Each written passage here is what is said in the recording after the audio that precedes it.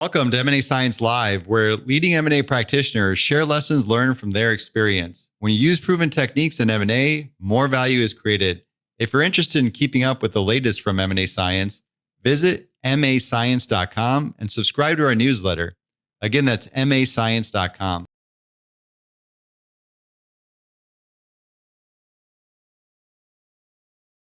I'm your host, Kisan Patel, CEO and founder of M&A Science and Deal Room.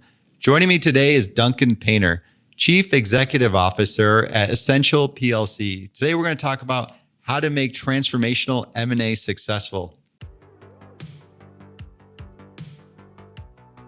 This podcast is sponsored by S&P Capital IQ Pro. There's nothing more critical than having the most up-to-date and accurate data on private companies. And unfortunately, this tends to be the most difficult data to source. Well, not anymore. The team at S&P has been rapidly expanding its private company data coverage to provide a more comprehensive and robust data set. Access deeper private company coverage, advanced visualizations, proprietary reports, you name it. It's all there on a single web-based platform, so you have all the resources you need to create a winning pitch. Learn more about S&P Capital IQ Pro at spglobal.com/MA-Science. Again, that's spglobal.com/MA-Science. How are you doing today, Duncan? I'm very well, thank you, Keeson. Thank you very much for inviting me to join you. My pleasure. Can we kick things off with a little bit about your M&A experience? Yeah, so I think the most relevant M&A experience would obviously be in the last 9 years since I've been Chief Executive of Ascential. We've done around 39 transactions through that period, trading just something in the region of $750 million in both sales and buys, affecting just over 350 brands or companies. So it's been a sort of fairly active period here, but that's because we've been utilizing M&A as a key transformation tool. And prior to that, I was involved in a significant sort of 20 odd years of M&A work as a chief executive, whether that's through the company I founded and then ultimately sold to Experian, or actually, and then in fact, 7 years of work in Experian, again, in a very active M&A sense. Wow. So M&A is not new to you at all. No, it's been a core element of my role for something in the region of the last 20 years. And, I think when I tried to get the statistic together, I broadly invested, bought and sold, obviously in the last 10 years, $750 million. But when I added it all up, it was about $4.9 billion of capital value through that period. So you're pretty active in the acquisition space. What are your basic principles in targeting companies? The first thing is that we spend a significant time focused on the specific markets we're expert in. So we're not trying to be experts across many, many markets or ranges. We're very specific about the types of companies we are looking to acquire within our business. And we're in the information services business, and particularly around digital commerce. So what has now become a very hot space. But 6-7 years ago, when we first started in it, was less hot. And what we've learned over time is that the longer we look at businesses and the better we get to know them, the more we're targeted about our efforts around them, the better the quality of M&A we do. So we tend to look at businesses for around 2 years on average before we'll make an investment in. What does that look like when you start identifying these companies, seeing that they're potential acquisition targets? How do you start nurturing the relationship to lead into that conversation? Well, we have a couple of significant benefits, and not all companies benefit from this, which is, firstly, we are one of the leading information analyst services for major brand companies in how they adopt digital commerce. So what that means is that through those properties, many startup or early phase or entrepreneurial businesses want to get to know us because they know that our analysts, when they're then advising major organizations on the products and services they may wish to buy, will know that we're then influencing that decision making. So we have a sort of natural inflow of companies that want to try and influence our analysts in that side of our business. And so we track specific markets. We then will do a big exercise of market mapping them. So we really do know what areas we want to be particularly deep in, and how we will then cover and understand, who really are the emerging forces within there. And then the third and final insight that we have that, again, I don't think companies use anywhere near enough, is we're very active in talking to our customers about what companies and services they may have engaged with that are really making a difference for them to run successfully in this space. And so one of probably our biggest research group are actually our existing customers, where we're providing services, asking them, what companies, services, products have they found in the last 2 to 3 years that have made a significant difference to their performance? And more importantly, have they delivered what they promised you when they sold it to you? And those are, for us, where we gather the most intelligence.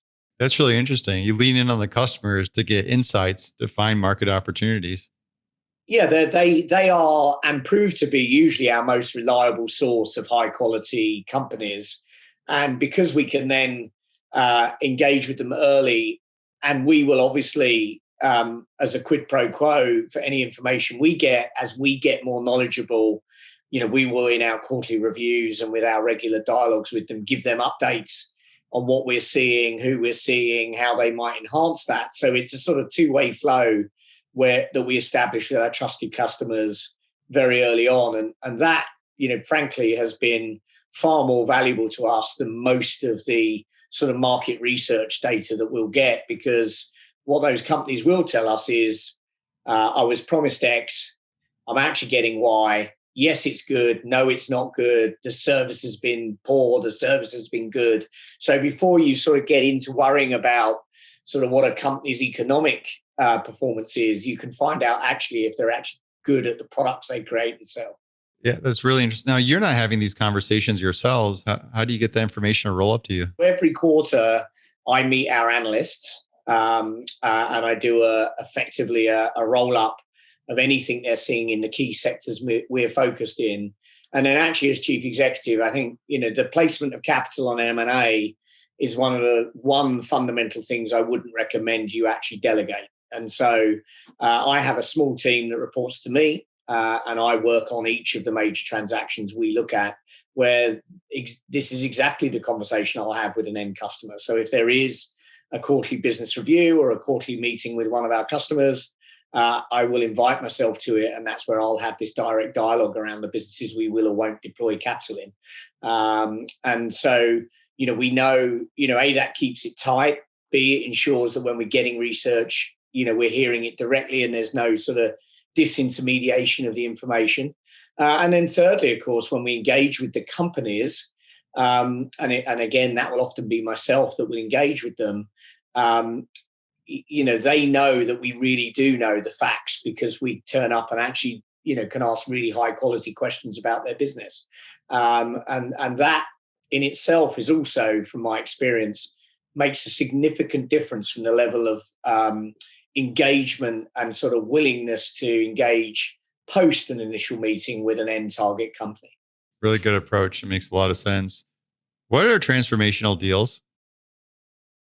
For us, I think the most significant transformational deals have been capability deals in end markets, rather than classic transformational deals, which are usually fraught with danger from my experience and very rarely make transformations.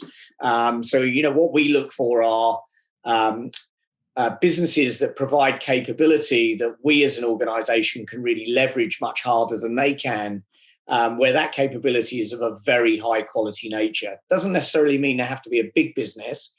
It's helpful if they're larger. But what I have to say is, bar one transaction in the nearly 90 that I've done in my career, only one of them of scale and size was successful. So I have a prejudice against the classically described transformational deal. I'm a great believer that very rarely do you find a deal that's a sort of, as they would call it, a murder, or mainly it's a combination of smaller manslaughters that gets you there rather than one killer deal. That's interesting. So let's define that a little bit, because you said in your definition, here's transformation of the deal where it's increasing capabilities, but not in the sense where here's going to be a major 180 flip in your company.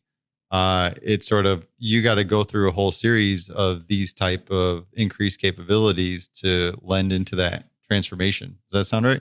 Yeah. So, Keeson, to give you a sort of sense of that, in 2014, when we started down the path of really getting serious about building out capabilities for consumer brand companies to be able to trade really effectively in digital marketplaces, it was a pretty nascent market, which frankly for us is quite important. We want to get in early, and we want to get into markets where they've got high growth.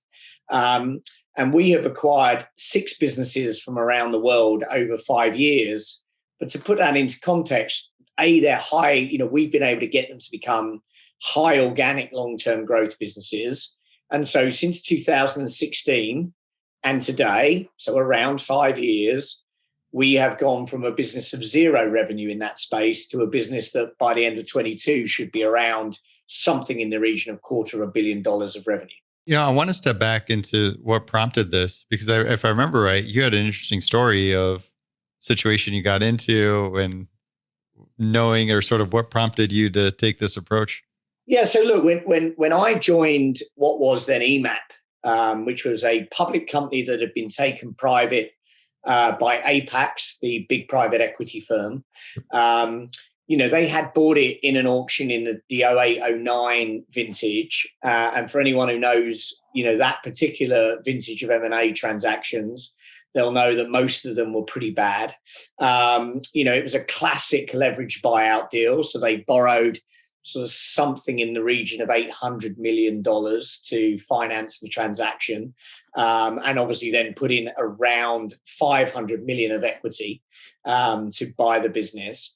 And broadly, the thesis they brought it on, like many organizations through that 08-09 collapse period, meant that the profits of the company basically halved. And, no one wants to be in an 8 times or 7, what was then a 5 times levered business that rapidly became a 9 times levered business, where the fundamental income streams had disappeared. And so it was a very difficult space. And in 2010, 11, they brought me in as chief executive, effectively where I think they would be pretty open. They were at that point doing everything they could to stop handing back the keys on the business, basically, and keep their equity alive and keep the business alive. And so when I joined, there were pretty low expectations for the group. It was a very broad, disparate media organization, 350 odd brands. And they were, basically what I would call a horizontal focused company, i.e. they were an events business that also provided some publishing and, a pretty typical media organization doing sort of lots of stuff justified because it was horizontal, where, one day you'd be publishing something around the world's rubber, and then the next day you'd be in a meeting discussing waste in Brazil. So it was the sort of master of doing a function, but the expert at really nothing, to be honest. And, what I did was take that business, and we, through the period of since 2011 to today, we've sort of recycled or sold many of those businesses to recycle the capital to then refocus it into a much more focused set of assets where they were in high growth markets where we built true expertise around that market. So, to put it in context, we've gone from 350 brands or P&Ls to a business now of effectively 8. And the company today is bigger than the company that was then in 2011. We revenue more, we make more profits, and we grow, we're growing at double digits with sort of margins in the 30%. So it's a very successful business today, doing very good growth. But we're in an end market where, if anyone, if you want to be a chief executive and survive, it's a darn sight easier to create a high growth business in a market where the tide is coming up fast than trying to be in a boat where the tide is going out fast. So we've repositioned ourselves into high growth markets with differentiated products because we really focused on it, and we believe by having that real dedicated focus, the more we get involved and the longer we stay in the market, amazingly, the luckier we seem to get. How do you identify those high growth markets? Well, for us, for me in 2013, and if you think back and you can look this up, it was at a time when actually a number of research notes were very negative on platforms like Amazon, etc. As marketplaces, and people really didn't quite understand what a marketplace was and how it's going to work. No one really understood the Amazon business model, and of course, Google and Facebook were really hitting their stride at that point. So for a lot of public market investors, digital looked much more attractive in advertising than it did in being an online retailer. What got our interest was the fact that we had spent quite a lot of time researching other marketplaces that were ahead of retail in the transition. So really what we're talking about here is property classifieds, car classified companies, auto cars, those sort of kind of models in the US. And what we could see through those were that if they were very successful and could really leverage digital search, they had really massive network effects, much stronger network effects than Google and Facebook could drive. And of course, a complete lock-in because in the case of Amazon, people are buying everything through them. And as it expanded more categories, it became more important. And as it improved its services, it became more important. So we took a pretty big bet in 2014 that we thought that in the long run, all the brands that were charging to do digital to consumer websites, so D2C as it became, really wouldn't win because they didn't have the network effect of a platform. And I say this with all due respect to any brand, outside of the very, very luxury end ones or massively high profile sports ones like Nike and Adidas and these sort of, very iconic brands. Not many of us wake up in the morning and think, oh, I really must log on to brand.com to buy my laundry detergent today. Or I really must go and search that site to buy, soap for or cleaning fluid. Or so, the reality is that when we're doing that sort of exercise, we go to one location that aggregates up. And that's why big box retail has always been so successful. What we believed was that marketplaces would do that online. We backed that against the grain because at the time, I think it was the biggest wobble period in Amazon's history. The share price was 20% down at the time, which gives you a sense that the markets weren't believing it. By building up capability, because we absolutely had the thesis that it was going to be successful, we got great assets very early on in the market and we're able to build on it. And as the market's grown, we've grown with it. But as with all these things, Keeson, you've got to, if you want to be in the early stages, you can research it till your heart's, content. But at some point, you've just got to make the decision and move. I was going to ask that, hey, don't you have to pay a premium to get into these high growth markets? But listening to you, it sounds like you're getting involved early before the premium gets taxed on there.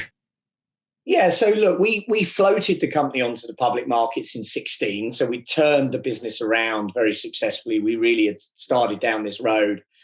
Our private equity partners, Apax, had been in nearly 7-8 years at that point and wanted to get an exit. And in fact, actually, at the point of IPO and within a year, it was obvious that not only could they get an exit, but they could get an exit where they got more than the original money that they invested back. And if you think when I joined, they'd actually pretty much written their equity off.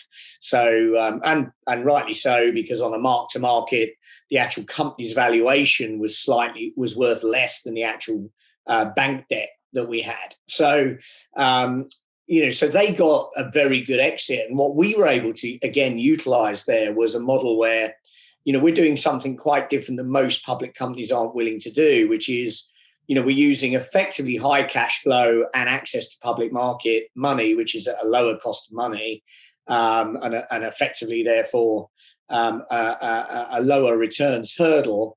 And we're investing it into organizations and businesses at earlier phases than a PLC would typically turn up and invest in. And look, there's a risk profile attached with that, which is why we spend 2 years looking at businesses before we buy them, because you've got to be sure. And also, it's been interesting because we've had the right blend of established companies versus the growth businesses that have sort of calmed our capital market investors. I wouldn't say made them happy or satisfied, but calmed them.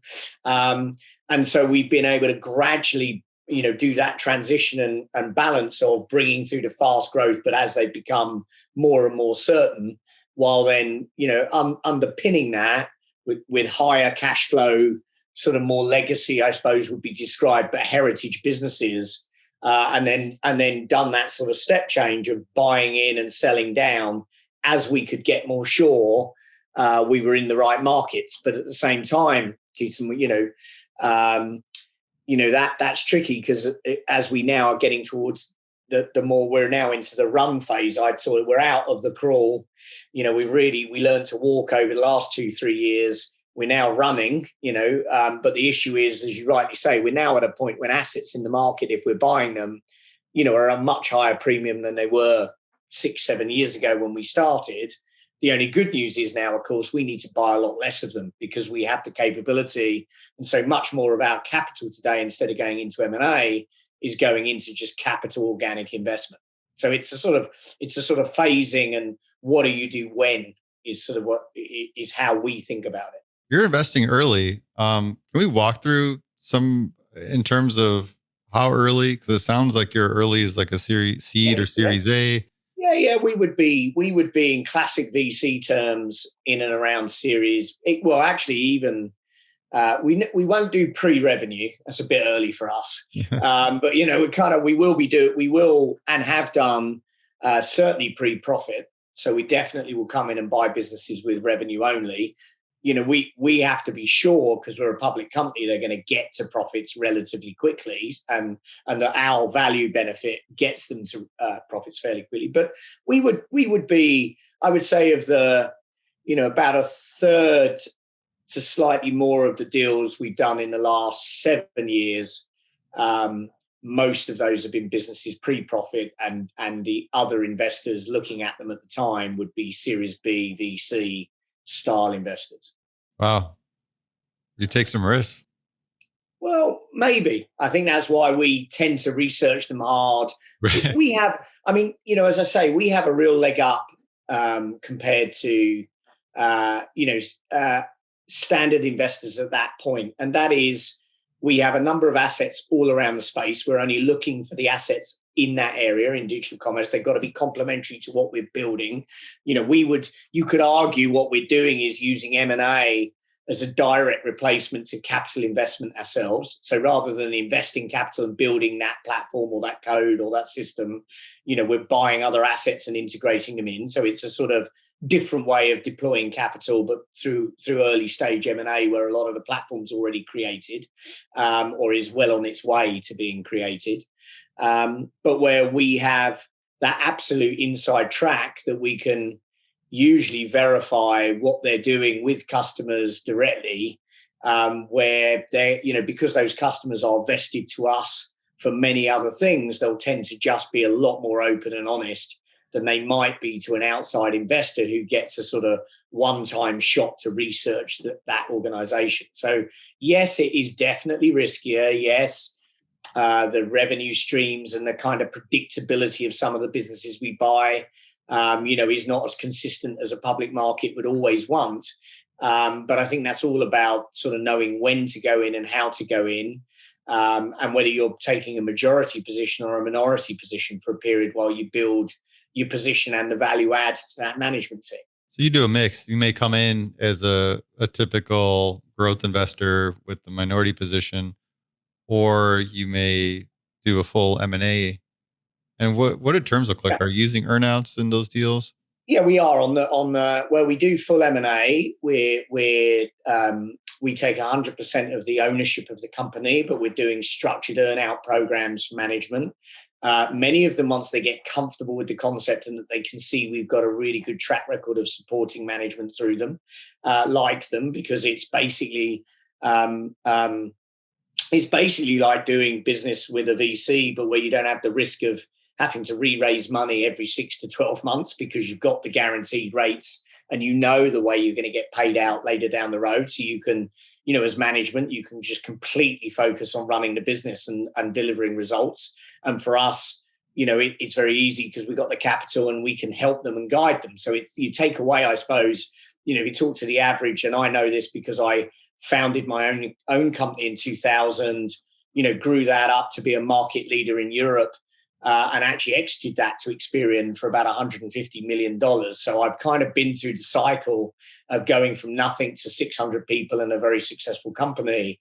But I also know through that sort of 5-6 year period, just how much time I spent kind of applying my effort to creating capital and getting the growth capital. And so what we're really positioning to them is, look, you can get your rewards, you can get your returns. You don't, but you as a chief executive are going to entirely focus on your product, your customers and your teams. You're not going to spend on average 6 months a year trying to raise the next round of growth capital. And it's a model that seems to resonate really well. It's like a third way of growing your business. And certainly for the last few years, we've seen it as a relatively unique model for a public company with a platform to come and add value to other organizations with.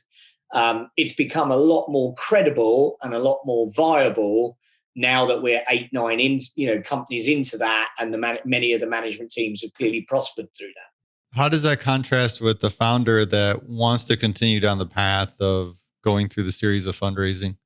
What are the considerations that pushed them to stay on that track? I think it's not perfect for everyone. Many founders, I suppose the most significant difference is for many founders, they don't have to see the journey out to get to the value.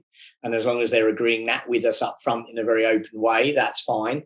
So they haven't got to, sort of constantly be riding the risk. And those sort of good lever, bad lever clauses that very nicely come with a VC arranged investment, so they can basically de-risk it a bit. But at the same time, they've also got to recognize they are becoming part of a corporate. There are certain elements we bring to that some can find frustrating. So it hasn't worked in all cases, even though, the entrepreneur and the leader of the business, what hasn't done anything in that respect wrong. They just don't find that culture and environment as fulfilling for them as they might have done on a standalone basis. So it is horses for courses, Keaton. So there's no right answer for everyone. But what I would say is we're very upfront about the downsides. So, we try and be very clear to them about sort of what we are going to do for them and what we're not, what overheads we are going to bring or what we're not. So they have a chance to assess it, because in that model for us, particularly as we've got better at it over the years, we really want them to come in with their eyes open. And I would say in some of the deals we did in sort of 13, 14, we were pretty good at that. But certainly as they went through a sort of 4 or 5 year earn out, some of those management teams, because they were very early stage and it just had to be structured that way for them to get their true value out. Some of them didn't make the 4 or 5th year, but actually nearly all cases, they got the value that they expected to get out of the business. So, and actually, and then on the counter to that, we have quite a number of them where the leaders are still active in our company today, even well post earnout, running those bigger divisions. So, it really is horses for courses. It's not for all. A number of the ones that joined us that have left, have gone back to be entrepreneurs and do it all over again, and that's what drives them. For our organization, and we've then got reinvested in them actually. So, it's not like we haven't continued by not reinvesting in a number of them, and going early phase with them again. But, it's sort of, it doesn't always benefit all. But I think the key thing that we've certainly learned is just be honest about the pros and cons up front. And even if that means, you don't get to acquire that business quite often, although it doesn't feel great at the time when you don't get to buy one you really want to invest in. In hindsight, you usually look back and think, yeah, that probably was the right thing for everyone. Really, really great point. I just thinking about what you mentioned earlier when we reference transformation, a big part of it is divestitures. And what's the process like when you have to start making those decisions on what to divest? Well, look, certainly the most difficult decisions are obviously around the businesses, the end markets you're choosing not to operate in, particularly when they're profitable companies.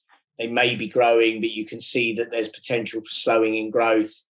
Doesn't mean that means you can't turn those businesses into enhanced profit creators. But for us as a company, and particularly in media, a big driver for value creation really comes back to the old John Malone statement. No growth, no value. Right. So in that respect, we're looking for businesses that can drive high growth. So it's about assessing the end markets, really understanding whether the growth is going to be there.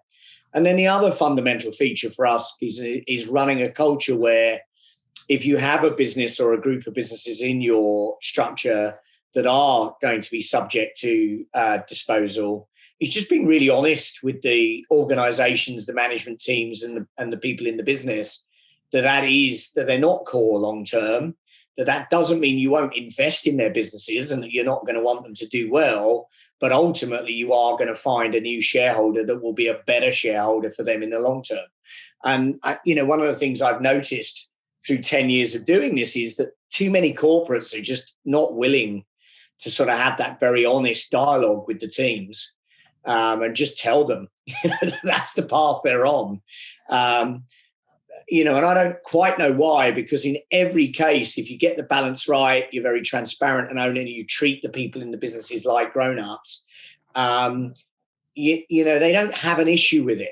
They don't have an issue with it. They're actually somewhat delighted that you're being honest with them. And therefore, when you do go through that process, when you do go through that exit, when you do complete the disposal, there's actually a much higher degree of trust between the parent company and the brand that's being sold than when often it's all done as a surprise, kept very secret. You got lots of very secret project names that no one can even remember, let alone know what they are. And that hasn't really worked for us. So if you looked at our what we called our BEP businesses, which was our built environment and policy division, that was under our public markets ownership for 3 years, where every half year we would publicly declare that it remained a non-core business, and at some point we would dispose of it.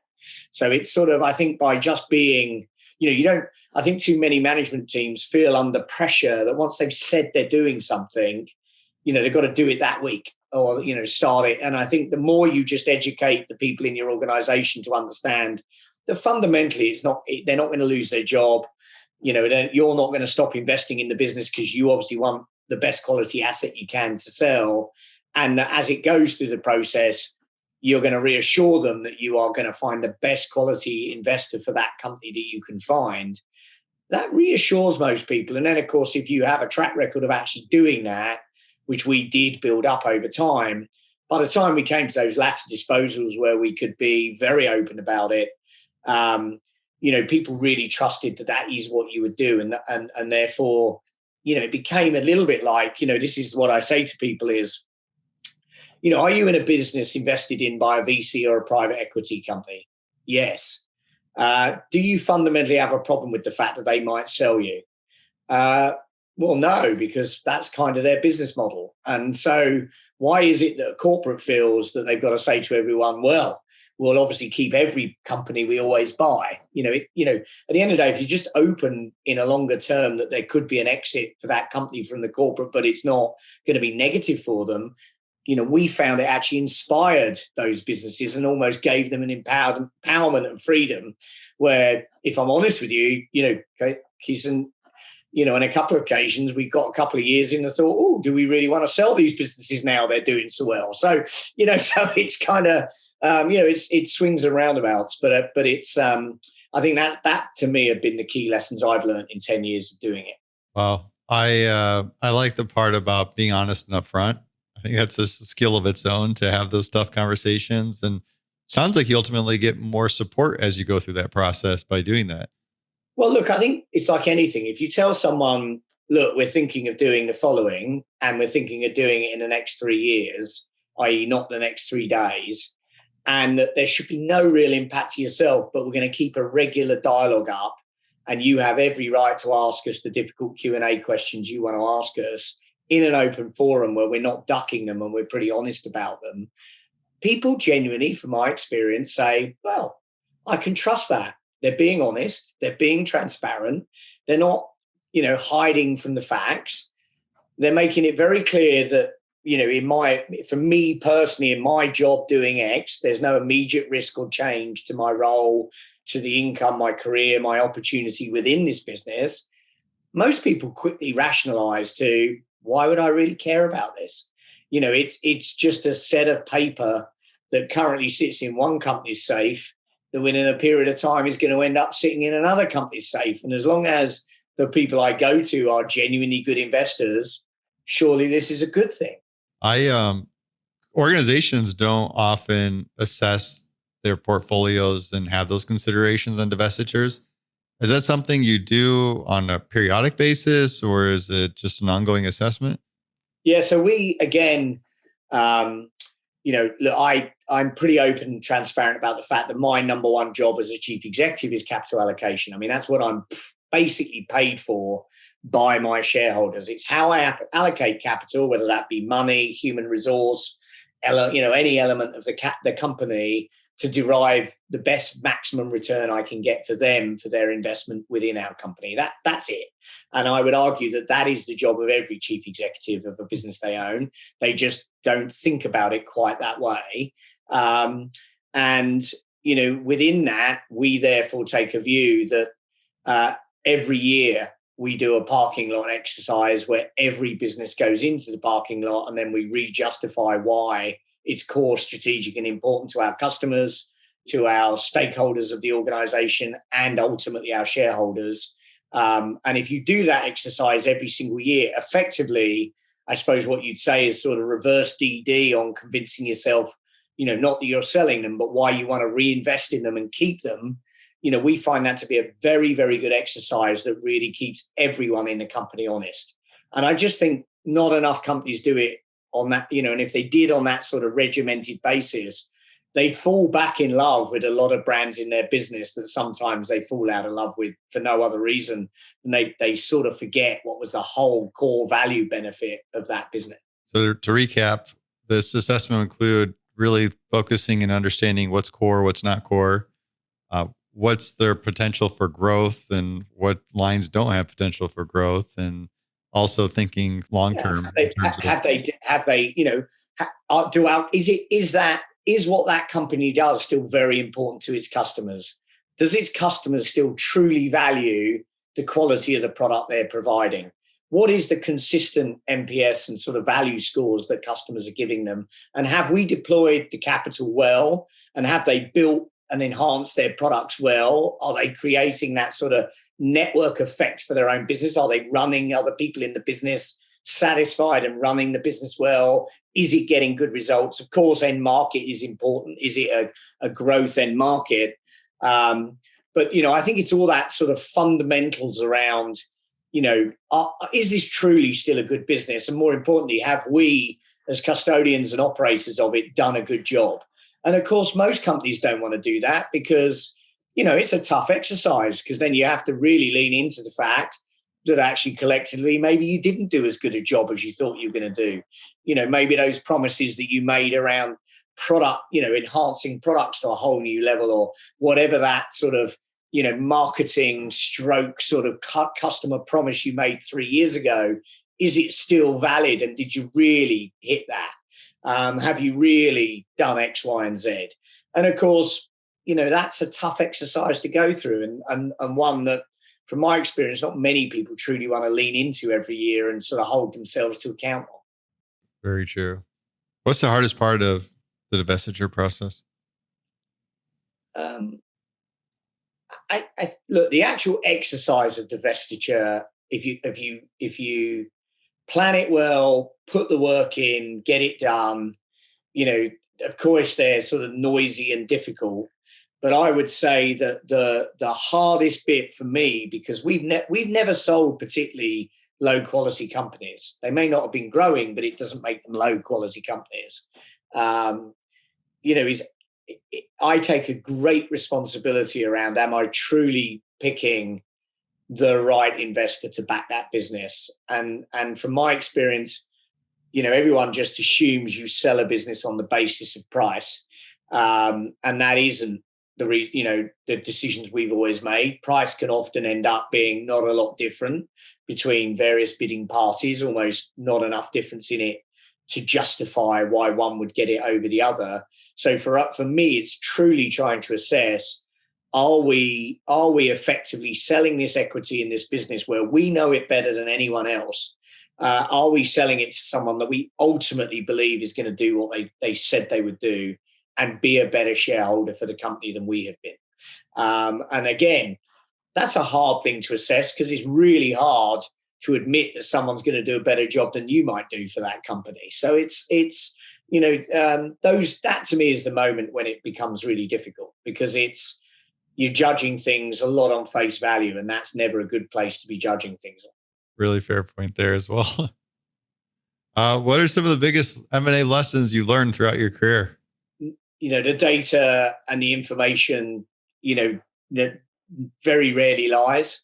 So, too many people fall in love with the concept of the deal and don't keep themselves honest enough on the facts that they get presented through the process, and get deal fever. And that's just a human emotion. It's really easy to be a human emotion, and in that basis, Michael Bloomberg, I think, is possibly one of the most successful business leaders ever. And if you listen to him, and I listen to him a lot because I think he's a very clever guy and very successful. As he says, the second you stop believing the data is the second you're about to make a bad decision. And all of us see data at the end of the day where it doesn't quite match the story we want.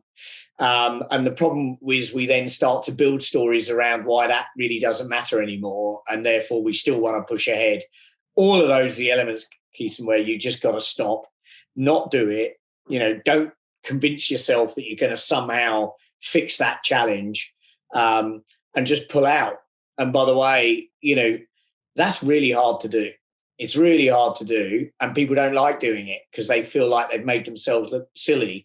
So the one thing that we always do as a company is, if we pull out of a deal, and particularly if we pull out of a deal really late in the process, which is, of course, where all these tough decisions have to get made, we actually celebrate that deal more than if we do one. Really? Yeah. So we've encouraged the culture that our teams, we go out and have a bigger celebration if we pull out than if we conclude. And that, I know, sounds a bit odd, but it's to make a culture in the company where everyone on the team recognizes that being transparent and raising reservations and raising concerns and highlighting that what we think we're buying is not what we're buying, and not worrying that that's somehow going to get frowned on or be negative, or sort of, I don't want to hear that because I want to do this deal, which I'm sure so many M&A people have heard through their careers. We want to encourage the exact opposite. The second they get worries, they're absolutely invited. It's transparent. They talk openly about it. We then dig in. We really, we encourage it. It's not poo-pooed. And we let the data tell us whether the businesses are right. Of course, you've got to rely on, at the end, your gut feel. But if we've just got a few factors that aren't going the way we want it to go, and we know by that point we're therefore overpaying for what may not be a good asset, I'd rather encourage my teams to celebrate walking away than celebrate buying a business that becomes a problem. I like that philosophy. It really makes a lot of sense to try to remove the deal fever part of it with the biases that you can have with your deals or just falling in love with it. Yeah, I think it's where, ultimately professional investment buyers tend to be better at that than company buyers. So private equity, I'm not saying they don't get deal fever and they end up deal, because we know that, in some cases, professional investment buyers do as many, bad deals as corporations do, right? So it's not like that they're impervious from it, but I do think they have more rigor and controls and structure around it to sort of hold back and not do a transaction. I think the challenge they have is quite often they'll do the transaction, but just aiming for a lower price. So they go and do the discount and get it for less money, which, look, in pure play financial, fund cycles, that might work.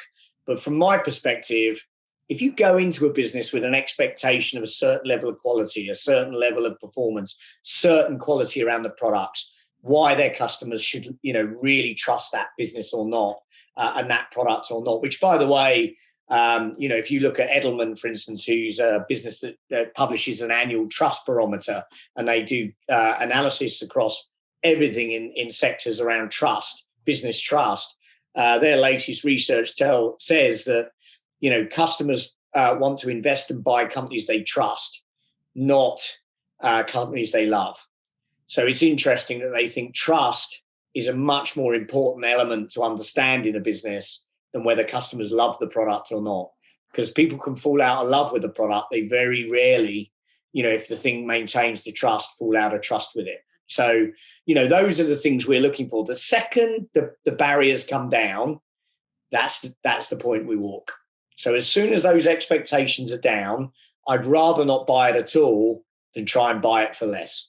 I think this is adjacent to the point you made earlier about spending about a 2-year window to get to know that company before you're moving forward with the deal. Yeah, look, the best advice I've ever been given, and it was by a gentleman by the name of Tom Hall at Apex, was very, very simple, which is it's amazing. The more we know the companies, the better we get at investing in them.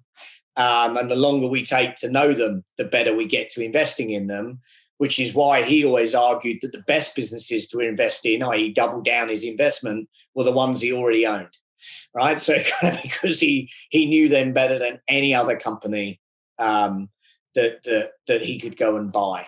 And I think, that description is the best description that anyone in this industry can go by, right? Which is if you spend a long time knowing a business, guess what? You'll have a much better assessment of its pros and cons than at the end of the day, the new shiny object that's just appeared on your desk in the IM sent by the bank that you've now got 6 weeks to figure out whether it's good, bad, indifferent, and spend, millions of dollars potentially buying it. That to me is a sport that I'm not saying, look, at no point would I say that we never would look at businesses in a process, because that would be wrong to say we don't. But I would say to you, in 10 years, I've only ever bought one from a process. You want to get to know the business.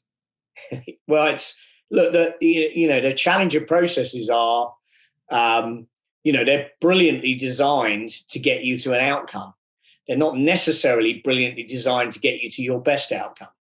To summarize our theme of transforming a business through M&A, Duncan, we talked about one point you had was essentially it's not an overnight thing. You don't do one deal and transform a business. It happens through a series or essentially increments of deals.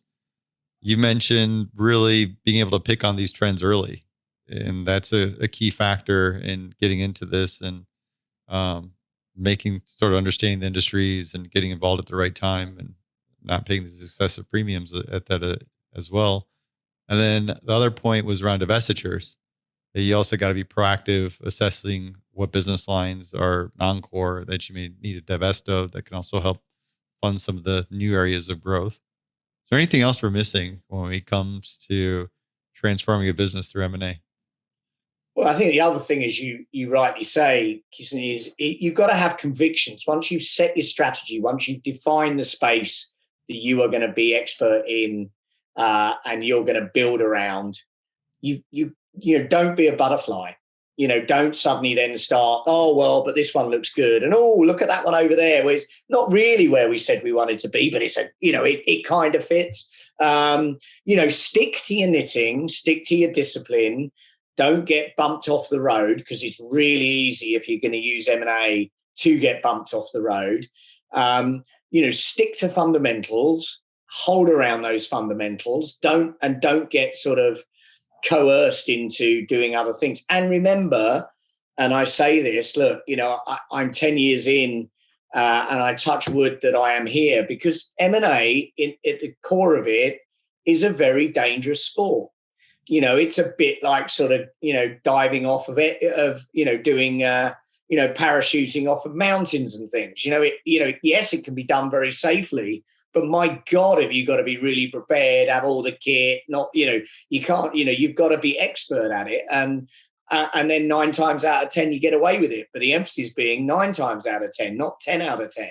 And so, and the less you know it, the less you're good at it, the less disciplined you are, the more you sway, the more you don't challenge yourself on following the fundamentals, the more you convince yourself that you want to do this deal, even though every warning signal is telling you it's not great, the more likely you are you're going to fail, and the quicker you're going to lose your job. So I think it's just holding discipline and having a long-term view. So if you look at our view, it's 10 years. And I'm now looking at the next 10 years. Now, through that period, we'll have created, we've already created, something in the since 2011, something in the region of $2.2 billion of value for our shareholders through that journey. So we've created a lot of value, but it's taken 10 years, not 10 minutes. And I think that's the, it's that view. I've walked away from 3 or 4 deals that if I had bought them, would I be further along by now? Yes. But would I have as good a quality of company and therefore the value I've created now? Absolutely not. And so I know I'd much rather be a smaller business with higher quality value than having just gone fast, bought stuff, and then be really trying to get on the front foot, trying to oversell what these great assets are that really aren't great assets. And I think that's the M&A for many people looks like a fast way to sort of do stuff and get results. And my view to my teams is, if we can do it organically, we should always do it organically first, because M&A, when you do it, is more likely to end in tears than not. Well said. Stick to the plan and parameters you create. Duncan, what's the craziest thing you've seen in M&A? Oh, we've seen, lots of crazy deals over the time. We've seen, really low quality businesses where the data, the actual results were not as they were presented. These whole new concepts that seem to be very fashionable, really in cyclical peaks. So, cash-based EBITDA. I still to this day do not know what cash-based EBITDA is, but what it looks to me is a very aggressive form of accounting, pulling forward kind of future revenues that you haven't actually got to somehow make the profits of a company look bigger than they are right now. And from my experience, cash is cash, Keeson. There isn't a variant of cash where you haven't got it that you can suddenly call cash.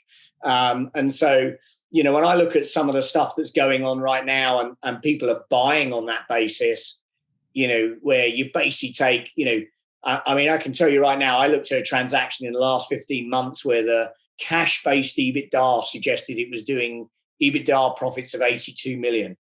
The GAAP-based EBITDA suggests it's doing profits of 37 million. Wow.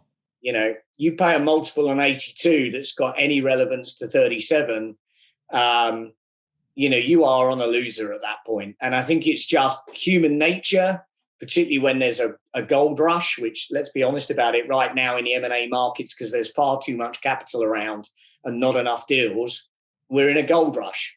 And so, my view is right now there are a lot of crazy deals getting done, deals where people are paying $1.5–2 billion for businesses that I can't get above 700–800 million in value for.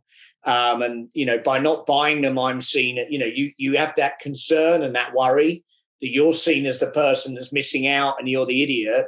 There's nothing like time to tell you whether you're good at what you do or not. And that, is the way you've got to be confident. If you have your conviction, it's not a business of that quality worth that price. Stick to your guns is my advice, because I've seen far too many crazy deals done. Price is paid. And, look, at the end of the day, once you've paid it and you bought it, That's it. There's no easy fix. Duncan, thank you so much for your time. I enjoyed this conversation today. Yeah, my pleasure. My pleasure. And Keishan is great. And I hope everyone in your groups that are, practicing M&A, look, frankly, it's the best in my view. Look, I'm a chief executive, but I still am very active in it. Look, M&A is one of the most exciting careers you can be in and one of the most exciting jobs I think that exists. Making investment and buying decisions is very exciting. So it's great that you've got so many people in the act of it doing it. But my God, through that adrenaline in this case is your worst friend. And so, go for walks regularly. Take that moment where you actually don't make that decision, disappear off for a couple of hours, walk a dog, have a think about it, really rationalize it, because that's the danger of M&A. Is adrenaline drives you to do things that normal humans just would not do. And in the cold light of day, you look back and I've seen it. I've been involved in them in my earlier career. You look back and you just think, oh my God, what were we thinking? And that would be my advice to every professional logging into this, is do whatever you can to avoid those moments. Thank you, Duncan. Well said. I very much appreciate your time today. And yours. I've enjoyed it. Thank you very much for having me here. And I hope some people have gained some nuggets of value out of my speech today, or my points. My pleasure. And here's to the deal.